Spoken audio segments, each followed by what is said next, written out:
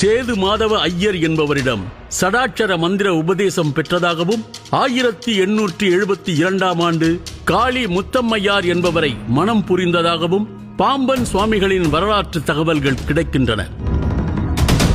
பாம்பன் சுவாமிகளுக்கு மொத்தம் 3 பிள்ளைகள் பிறந்திருக்கிறார்கள். தனது 41வது வயதில் குடும்பத்தை விட்டு பிரிந்து மயான பூமியில் சிறிய குழியை வெட்டி அதில் அமர்ந்து தீவிர தியானத்தில் ஈடுபட்டார் என்கின்ற தகவல் சொல்லப்படுகிறது.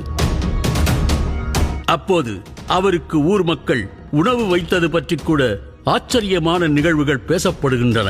மயானத்தில் தவம் மேற்கொண்ட போது பேய்கள் அவரை சூழ்ந்து கொண்டதாகவும் பாம்பு உள்ளிட்ட விஷ உயிரினங்கள் அவரது உடலில் விழுந்து சென்றதாகவும் பல தகவல்கள் சொல்லப்படுகின்றன.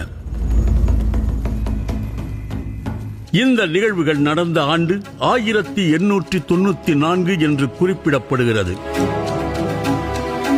பாம்பன் சுவாமிகள் தியானம் மேற்கொண்டிருந்த போது 7வது நாளில் முருகன் 2 முனிவர்களுடன் காட்சி அளித்ததாக சொல்லப்படுகிறது.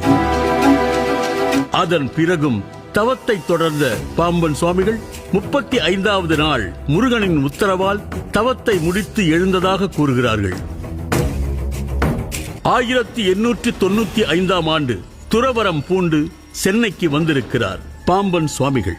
தனது ஊரை விட்டு பிரிந்து வந்த பிறகு இப்போதுதான் தனது பெயருக்கு முன்னால் ஊரின் பெயரை சேர்த்துக் கொள்ளும் எண்ணம் அவருக்கு எழுந்திருக்கிறது.